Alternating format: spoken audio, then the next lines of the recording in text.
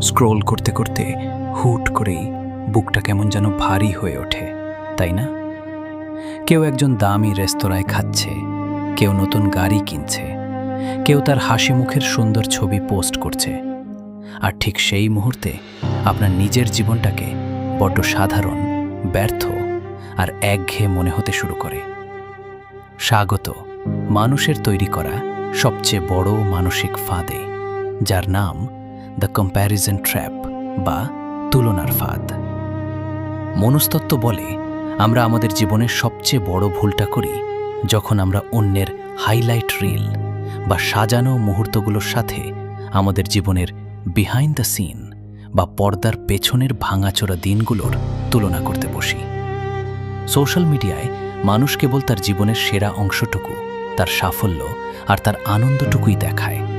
কেউ তার রাতের একাকিত্ব, তার ব্যর্থতার কান্না কিংবা তার পকেটের শূন্যতার ছবি পোস্ট করে না।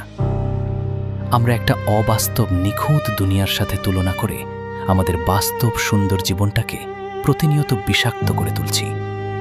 এই তুলনা আপনার ভেতরের সমস্ত শান্তি, সমস্ত আনন্দ আর আত্মবিশ্বাসকে নীরবে চুরি করে নিয়ে যাচ্ছে। মনে রাখবেন, এই পৃথিবীতে প্রতিটি মানুষের গল্প আলাদা। জবা ফুল সুন্দর, গোলাপ ফুলও সুন্দর, কিন্তু জবা কখনো গোলাপের সাথে প্রতিযোগিতা করে না। তারা দুজনেই যার যার নিজস্ব সময়ে নিজস্ব সৌন্দর্য ফুটে।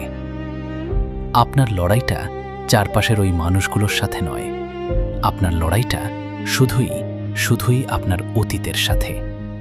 আপনি গতকাল যেখানে ছিলেন, আজ তার চেয়ে এক পা এগিয়েছেন কিনা, দিন শেষে শুধু সেটাই মাইনে রাখে। আজই অন্যের স্ক্রিনের দিকে তাকিয়ে নিজের জীবনকে ছোট করা বন্ধ করুন। ফোনটা পাশে রাখুন, শান্ত হয়ে একটা গভীর শ্বাস নিন এবং নিজের পথের দিকে তাকান।